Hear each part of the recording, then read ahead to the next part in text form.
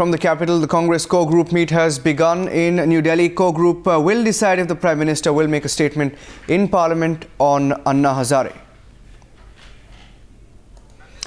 And we have Nandita Suneja joining us on the phone line. Nandita, Congress going into a huddle now.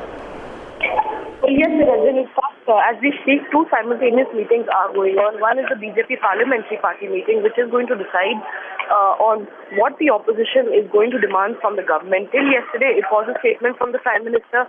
Today, the government, there seems to be a certain amount of willingness as far as the Prime Minister's statement is concerned. In fact, we've been told by sources that it's in this core group meeting, which has begun in Parliament now in the Prime Minister's office, that it would be decided whether the PM will make a statement on the floor of the House or not, because the government is extremely keen that at least the House should begin to function normally, and the BJP yesterday made it extremely clear that they were not going to let the government, they were not going to let the House function unless there is a statement from the PM. But will the BJP now rethink its strategy? Will they be raising the bar as far as the demand is concerned? Both things will be clear in perhaps in another half an hour from now when both meetings conclude. What the opposition wants and how much is the government willing to relent.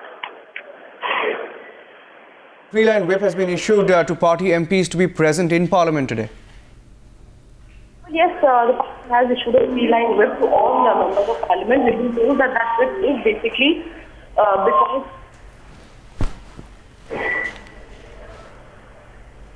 All right, we seem to have lost the phone line with Nandita. They will try and get back to her. But let's tell you, the Congress core group meet has begun in the capital. A few crucial decisions will be taken, including whether the Prime Minister will make a statement in Parliament today. Now, Anna Hazare, of course, has united the opposition, the BJP, the left, RJD, TDP. They are likely to disrupt Parliament proceedings today.